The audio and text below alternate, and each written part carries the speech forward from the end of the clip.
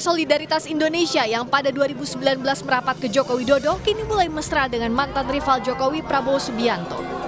Prabowo Subianto, bakal calon presiden dari Koalisi Kebangkitan Indonesia Raya, menyambangi kantor Dewan Pimpinan Pusat Partai Solidaritas Indonesia di kawasan Tanah Abang, Jakarta Pusat untuk memenuhi undangan PSI. Usai perbincangan tertutup selama 1 jam, Wakil Ketua Dewan Pembina PSI, Grace Natali, menyatakan partainya memilih bakal capres yang melanjutkan program Jokowi. Perbincangan tentang 2024 dibilang jauh udah dekat, dibilang dekat juga masih jauh gitu ya. PSI seperti teman-teman tahu, kami tokoh yang kami kagumi adalah Pak Jokowi. Kami ingin melihat keberlanjutan dari program-programnya Pak Jokowi.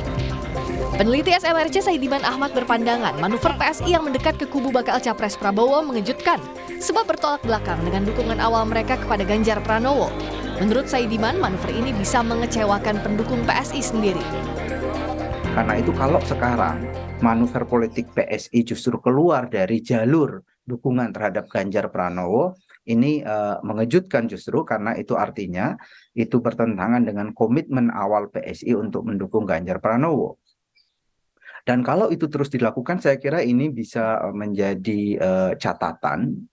Karena itu kalau kemudian elitnya justru bermanuver ke arah yang lain, ini justru bisa menimbulkan kekecewaan di kalangan pendukung PSI sendiri.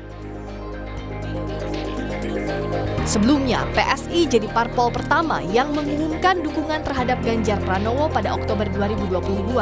Bahkan sebelum Ganjar resmi diumumkan oleh partai asalnya PDI Perjuangan. Tim Liputan, Kompas TV.